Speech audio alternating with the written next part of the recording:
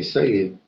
E para iniciar aqui, né, a gente fazer a abertura, a gente vive numa época, né, de uma pressão muito forte, né, diariamente, a gente passa por muitas pressões. Vai falar um pouco de depressão, ansiedade, autocuidado, estresse, né?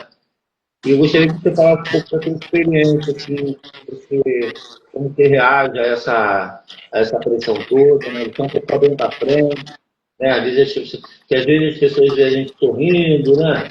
E tal, e não sabe a nossa luta diária para manter esse sorriso, para manter essa energia, para poder vencer ali, né? Um dia de cada vez. Né? Fala um pouquinho. Pois é. É porque, na verdade, a nossa sociedade vem criando, né, desde a sua geração, a minha geração e as demais gerações, vem criando uma ideia de todo mundo precisa ser forte, invalidando a problemática do outro, invalidando o que o outro sente. Então, acredito que não, o primeiro passo é a gente não precisa ser forte. O fato da gente parar de ser forte o tempo todo não quer dizer incompetência. Às vezes é só um respiro, voltar um passo para trás, às vezes é só impulso. Só que a sociedade vive numa pressão tão absurda, numa pressão que precisa dar certo. Mas qual é a perspectiva que deu certo e que deu errado?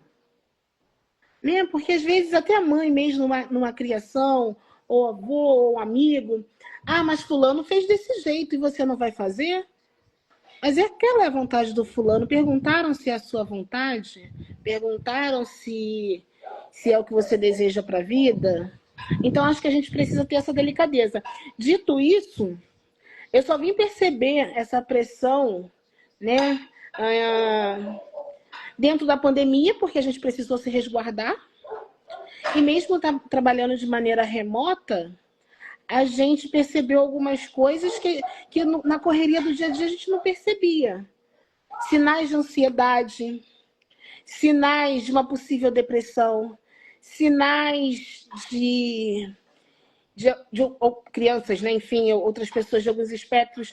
Então, a gente precisou ficar mais em casa para olhar para a gente de maneira mais singular, né? Eu não sei como... A gente trocou muita ideia, né, em relação na pandemia, né? Então, na pandemia, eu acho que foi um alô para a gente olhar para a gente mesmo. Que a gente não precisa ser forte o tempo todo. Que a gente... E outra coisa, a gente quando tem essa cobrança de ser forte o tempo todo, por vezes a gente cria a mania do controle.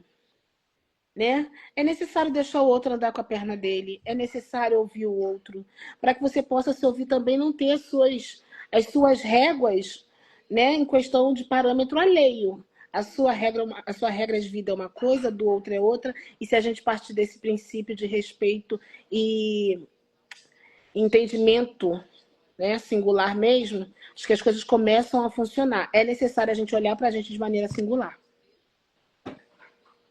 O Alexandre entrou aí também, né? Também nós somos fãs de vocês. O Alexandre é nosso fã. Né? E eu sou muito fã da Rossana, cara. Muito fã mesmo, né? Ela me passa uma energia muito boa, né? Grande parceira. A gente faz muito trabalho junto, né? Mas não vamos sair do tema, né? A questão da depressão, né? Assim, né? Quais seriam os sinais assim que a pessoa pode ver assim, sobre depressão, né? Qual seria esse sinal? Ansiedade chega primeiro. E ansiedade não é frescura, né?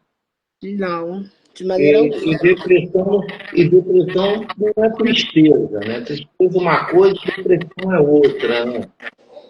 E, e às vezes as pessoas entram numa de que não, ele está triste, vai passar, e às vezes vai piorando, vai piorando, vai piorando, e aí o corpo começa a sentir, a mente começa a dar, né, a dar uns sinais muito fortes, né?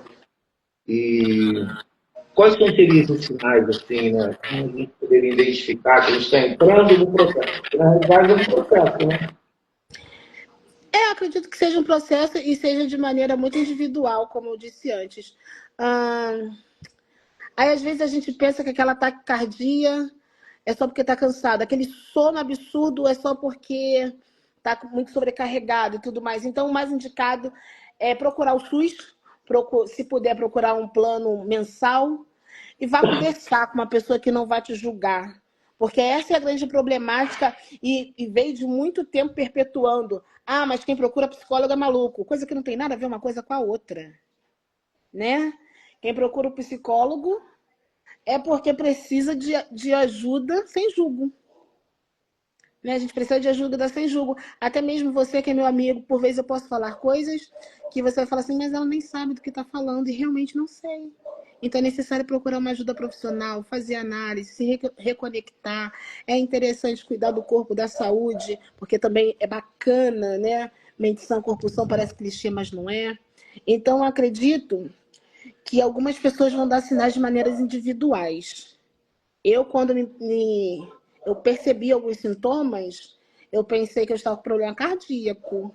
Eu pensei que era devido a diabetes, a suadeira e tudo mais. Eu pensei em inúmeras coisas. Só não pensei que eu estava sobrecarregada e que eu precisava de ajuda profissional. Que é necessária ajuda profissional.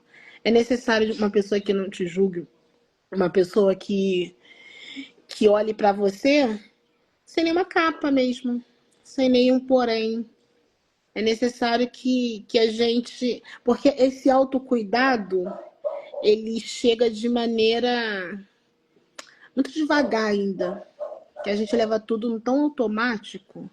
A gente agora está com a mania de falar que a gente precisa de 25 horas por dia. A gente não precisa de 25 horas por dia. A gente precisa de ao menos tirar uma para cuidar da gente. Porque os sintomas eles são individuais, mas em alguns casos muito pertinentes e parecidos. Mas eu tô chorando por quê? A mulher, eu tô de TPM? Não, não tô de TPM, eu tô chorando porque eu tô frágil por quê? E a história do homem não poder chorar também, no caso da galera masculina, é um problema também. Então, cada pessoa vai ter o seu sintoma, mas não generalizando, mas a grande maioria, eu ouço amigos também passando pelo mesmo processo, uma taquicardia, uma suadeira na mão, o medo daquilo que você já está acostumado a fazer, mas a partir de algum momento você acha que não é capaz de fazer aquilo. Né? Então, algumas pessoas têm que ficar atentos a isso. Isso é uma coisa importante aí, né, que eu observo assim, que muita gente, às vezes, escolhe sofrer calada por medo, né? Por medo de ser julgado, né? Por medo do que as pessoas vão achar, Sim. né? Será que isso tem a ver também com orgulho, né? Repete, por favor, o final, Paulo. Esse medo, né, que as pessoas às vezes sentem, né, de não se expor, né? De sofrer calado. Né? A pessoa está sofrendo, está passando por esse medo. É uma coisa bacana aí, que às vezes você está acostumado a fazer aquilo. De repente, dá um medo que consegue encarar aquilo. E começa a se isolar. E começa a sofrer calado. Aí, como é que você está? Está tudo bem? Está tudo bem. Né? Mas não coloca com outro tipo de medo, de ser julgado. Sim. Isso seria também orgulho? Também? Orgulho? É. Eu acredito que não seja orgulho, é porque quem está acostumado a ser ombro dificilmente vai ser voz para desabafar. Entendeu? Quem está acostumado a ser aquela pessoa que, vou ligar para fulano porque fulano sempre é um bom ouvido. Mas às vezes o bom ouvido está cansado de ser ouvido. E ele está cansado de ser só ouvidos. E ele queria algum ombro. Só que ele olha para um monte de lado e vê que o ombro que ele precisa vai julgar. Entendeu? E aí, quando acontece alguma coisa mais séria e severa com essa pessoa, caramba, mas ele não dava sinais, dava sinais. Ele dava sinais numa ausência de um churrasco. Ele dava sinais numa ausência de uma viagem em família. Ele dava sinais quando passava o final de semana todo enfurnado num quarto. Sempre vão existir sinais. Só que as pessoas vão tendenciar a achar que é o famoso mimimi. Entendeu? Mas ele tem carro, ele tem casa, ele tem emprego, ele é concursado. Ele tá triste por quê? Mas ninguém perguntou por quê. É porque às vezes eu vejo muito isso, acontece também às vezes comigo. É porque você é a pessoa que resolve tudo. E em grande maioria das vezes a gente não quer ser a pessoa que resolve tudo. Né? A gente quer ser a pessoa acolhida. E às vezes, quando a gente busca acolhimento, são as pessoas que vão julgar. Então não trata-se de orgulho, trata-se de preservação de imagem mesmo, para que o outro não vá julgar aquilo que não sabe como funciona. Que é tão difícil, às vezes, a gente pedir ajuda, né? Tem uma pergunta do Alex que fala uma coisa muito importante, né? Porque essa questão toda, esse movimento que está acontecendo no planeta, muito rápido, as pessoas têm que ser os melhores, você tem que chegar na frente, né? Você tem que superar, né? Quem fica para trás é fraco. Essa pressão toda está atingindo muito os nossos adolescentes, né? Então a pergunta inclusive crianças também, né? Porque a gente está vendo que essa questão está esse movimento aí, né, da ansiedade, da depressão, está cada vez mais grave, né, no meio das adolescentes, das crianças. Então, a pergunta do Alexandre também sobre isso. Como entender esse processo na adolescência? E a gente, quando já tem uma certa experiência, né, já passou por tanto processo, né, a gente começa, de repente, já é difícil, complicado, né? Complicado, muito difícil, né? Identificar esse processo. Então, a pergunta da Alexandre é muito importante nisso, né? Como entender esse processo na adolescência? Assim? Qual seria, assim, uma sugestão? Né? Claro que a gente não tem receita de bolo, né? Mas mais passar a experiência mesmo, né? Porque, na realidade, a experiência que dita o nosso caminho, né? A gente enxergar novos horizontes. Então, a verdade, para mim, né? A sua geração, a minha geração, a geração meu esposo, do meu primo de uma outra geração, nós tínhamos mais contato. Hoje, a gente não tem, a criançada, adolescente, não tem muito contato com o outro. Com certeza, certamente, você tinha um vizinho mais velho que você passava talvez o sábado à tarde toda com ele e ele conversando contigo. Hoje a gente não tem isso porque as crianças estão, em sua grande maioria, na tela, né? E existe uma competitividade na adolescência que a gente vive hoje absurda, visto que as crianças elas se desafiam diariamente. Elas passam por um processo, eu estava conversando até com um rapaz que trabalha comigo, elas passam, que o filho dele está passando por esse processo. E nem tão adolescente, ele tem 7 anos de idade. Só que a cobrança do ambiente que essas crianças vivem, eu acho que está um tanto absurda. E o fato dos pais precisarem trabalhar para manter esses adolescentes, que hoje a ótica é totalmente outra, e a necessidade dos dois trabalharem é muito, muito importante, fixa nessas famílias de hoje. Então, assim, eu acho que conversação, não tem outra. É o tempo que tiver, é conversar com a criança. O tempo que tiver, mostrar mesmo desde quando se nasceu e como isso vem evoluindo. E não há necessidade. Porque o amigo falou hoje do filho dele de 7 anos, que foi desafiado e tudo mais, fez um desafio consequente. A criança só tem 7 anos. Então, essa competitividade, essa história de comparação, que eu acho um absurdo. Ah, mas o filho de fulano é assim e você não. Eu acho desnecessário, porque vai criando uma... Eu acredito que pode até criar, né? Uma revolta, uma ideia que precisa ser melhor que todo mundo, que precisa ser melhor em tudo. E cada um tem o seu talento, cada um tem o seu espaço, cada um vai ser de uma forma, e por isso que o mundo é interessante. Todavia, a gente precisa entender que, embora os pais façam um bom trabalho, a criança está sempre exposta à rua. Né? Então, é necessário esse acompanhamento, é necessário esse lugar de conforto, porque por mais que essa criança sofra pressão na rua, esse adolescente sofra pressão na rua, ele precisa voltar para casa e ter certeza de um lugar de conforto. Né? A gente não está falando sobre imóveis, a gente está falando de lugar de conforto. Lugar que ali eu posso aprender, eu posso ser eu, despido de todos as coisas ruins que o mundo lá fora possa oferecer a essa criança. E o índice de suicídio entre os adolescentes está sempre aumentando, né? Desde que vem, foi na pandemia foi um boom, né? dessa questão, né? Desse isolamento, né? Depois todo se isolando. Enfim, acho que a família tem que ficar bem atenta, né? Mas o próprio indivíduo também, né? Né? E outra coisa, assim, é a questão do álcool. O álcool, ele potencializa, ele tem essa coisa de potencializar essas questões da saúde mental também, né? O uso contínuo do álcool, né? As pessoas bebem muito, as pessoas, em vez de buscar a gente precisa, né? A saúde, ela precisa três toques, né? Saúde mental, a física e o espiritual, né? Tendo um cuidado, né? Então, a pessoa, quando às vezes está se sentindo muito sozinha, ela, de repente, começa a buscar uma fuga, né? E a gente vê aí que o álcool é um prato cheio para isso. O álcool, o que você acha assim, da questão do álcool na adolescência, na adulta também? Eu acho que a pessoa já pode ter predisposição a tal.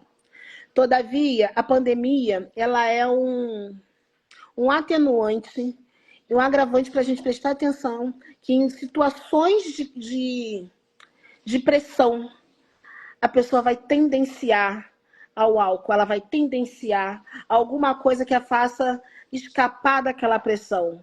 E na adolescência, a gente sabe que se você vira, você é forte. Nem aqui tem a brincadeirinha. E você vai participar do grupinho.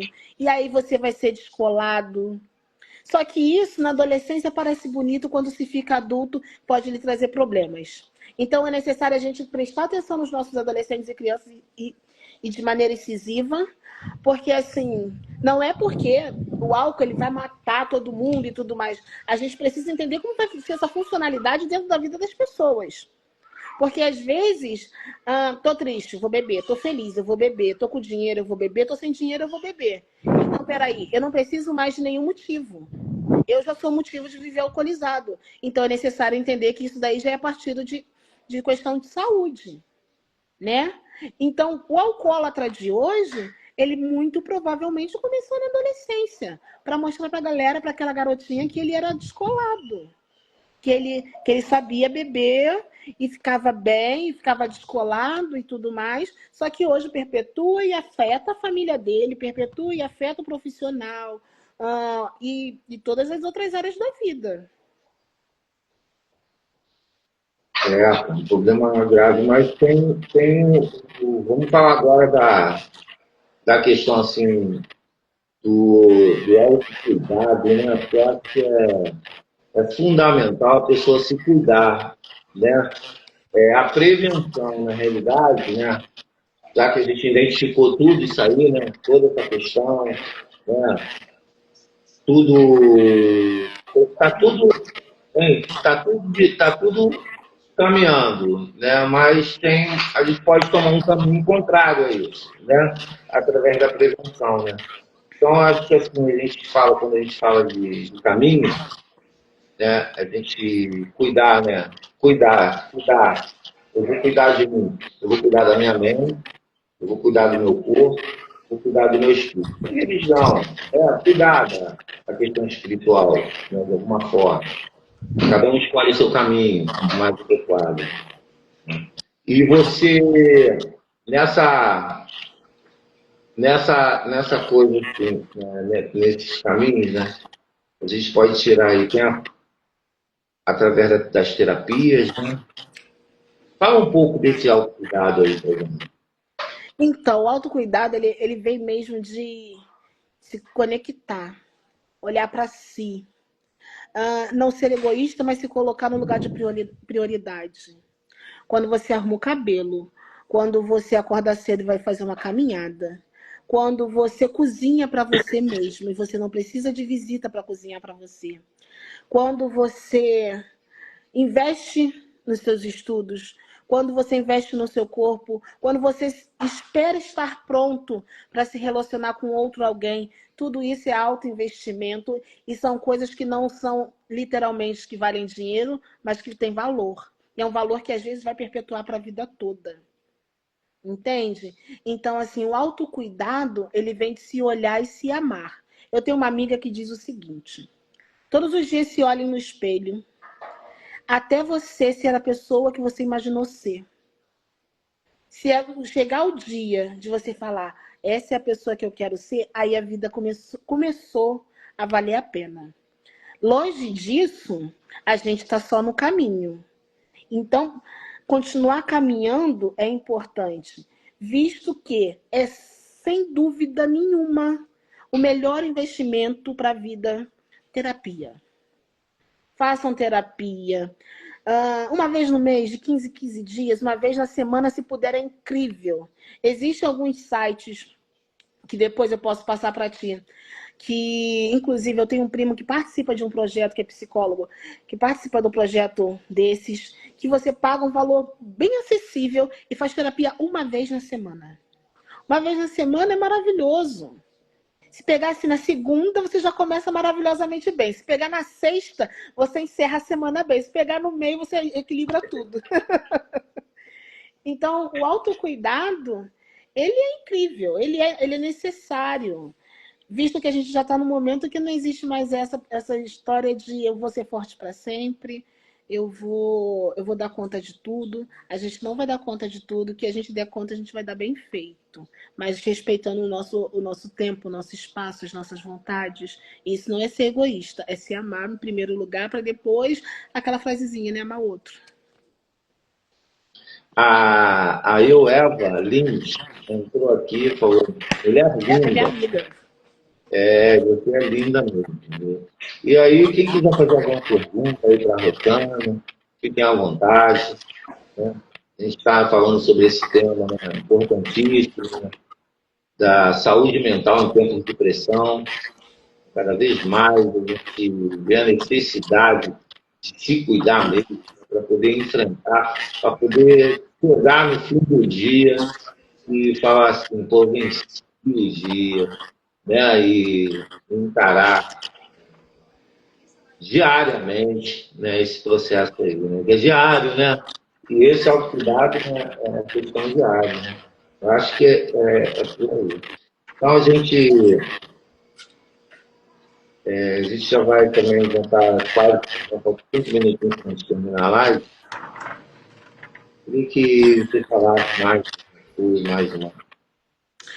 Então, Paulo, em meio à pressão, a pressão mesmo, e Eva, a gente divide algumas pressões na vida, a gente precisa se priorizar. E escolher as guerras que a gente vai lutar, tá? Isso é importantíssimo, escolher as guerras que a gente vai lutar.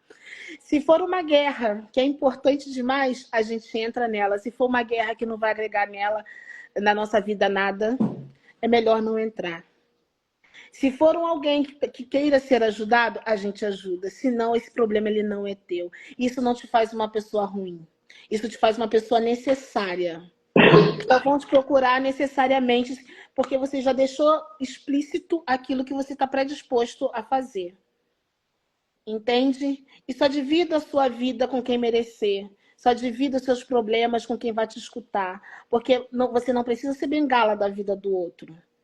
Entende? Então, assim, a terapia é necessário, o autocuidado é necessário, escolher quem vai ficar do teu lado para as suas guerras é muito necessário. A vida, ela dá sinais, e no menor deles é bom rever algumas coisas. Isso tudo você vai tratar, inclusive, na terapia. Porque às vezes a gente tem algumas dependências emocionais, algumas outras dependências na vida. E a terapia ela vai ajudar nesse momento de pressão, né? Ela vai te colocar no lugar de carinho. Por vezes você vai ser lá bagunçado, mas no dia seguinte, no dia 2, 3 dias depois, vai começar a fazer sentido. Entende? Porque realmente não tem outro caminho de reorganização e de autocuidado que não seja se cuidar psicologicamente, que não seja se cuidar fisicamente, espiritualmente, e não necessariamente quando a gente cita espiritual, realmente a religião, porque não é religião. Estamos falando de um ponto daquilo que você tem fé. né? E a fé é isso, é o planejar o amanhã sem saber se a gente nem vai ter como realizá-lo, mas é fé. Então, eu deixo meu carinho, meu abraço, eu vou deixar aí com você o, o link do projeto que meu primo faz parte. O Márcio também está entrando numa questão de terapia, e ele tem algumas dicas para dar também. Então, eu acho que se a gente se juntar um pouquinho e organizar aquele clichê que a gente fala, se cada um fizer um pouquinho, vai dar certo. E que a gente é a nossa melhor escolha, né? Quero agradecer você, Marcelo, pela sua amizade, tá? Muito mesmo. Eu passei também por esse processo, né? A gente conversa muito sobre isso, né? Eu sempre respeitei as pessoas, né? Mas quando a gente passa, a gente vive, né? Você vê que o negócio é muito sério, grave. Né? Para eu interromper esse processo, né? Na realidade, um processo de autofruição, né? Mas só foi muito complicado, muito difícil. Eu tive que abandonar algumas coisas que eu achava legais, né? E tomar uma outra atitude de vida. E hoje eu venho esperando. Você é para mim uma referência, né? Bacana estar aqui contigo, né? Que essa live aí vai ficar gravada, vai deixar aí no Instagram, né? Para quem quiser assistir. Bom, quero agradecer a todos que participaram aí da live. Obrigado por estar aqui. E vamos junto, né? Quebrando tabu, né?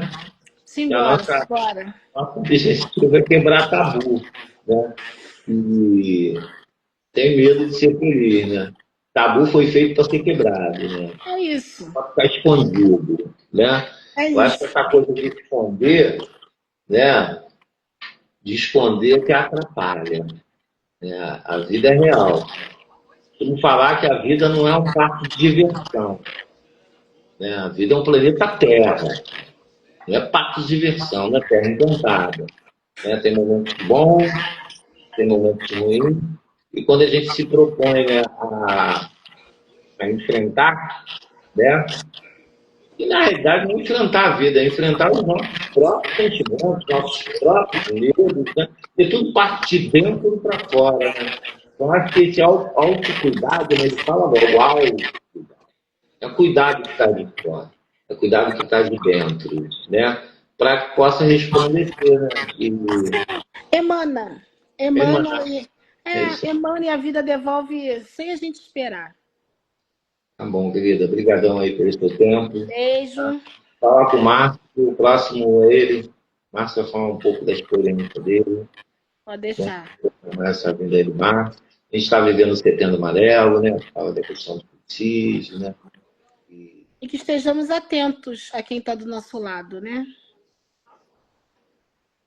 Muito bom. Como você falou, temos que procurar ajuda. É isso aí. Lá o Lopes, lá o França, né? A gente tem que procurar ajuda. E cada um vai escolher o caminho, cada um vai se identificar com um caminho, né? Porque não tem receita de bolo também, né? Terapia, atividade física, a questão da espiritualidade, né? Se reforçar.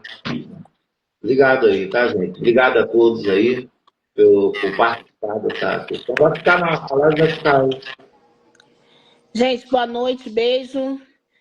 E que a gente possa se acarinhar diariamente. Beijos, obrigado a todos.